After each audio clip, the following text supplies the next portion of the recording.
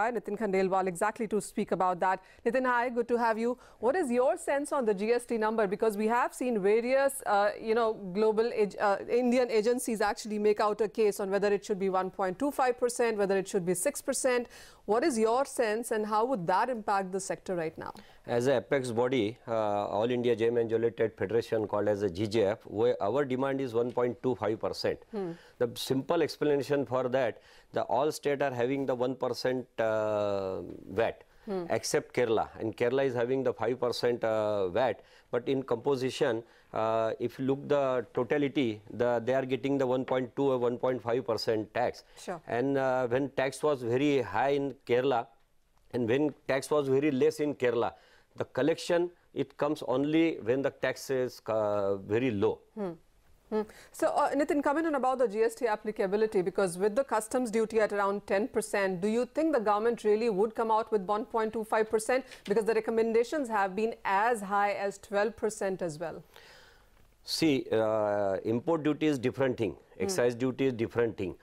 As I told you, 1% excise duty and 1% VAT. VAT is applicable to all jewelers, those who are working in a jewelry, small or big, but excise is applicable to only 5% people. Sure. 95% people are out of the ambit of the excise. While applying the GST 1.2%, I think 98% people will come under the GST, because the threshold limit in the excise was about 10 crore and in GST it is only 20 lakhs rupees.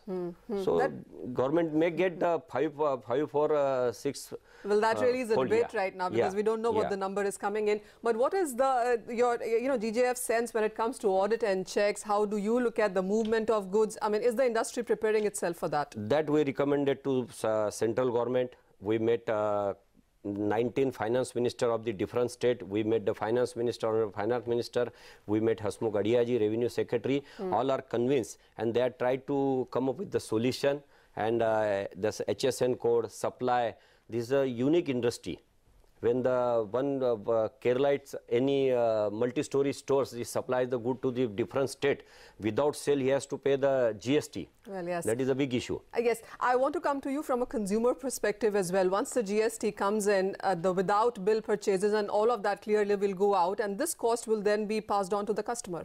Customer pass, but our demand is government to keep the job workers and karagir out of this ambits. Sure. So it is a matter of compliance. And on behalf of them all, we are ready to pay tax. So government won't be losing any revenue. Sure.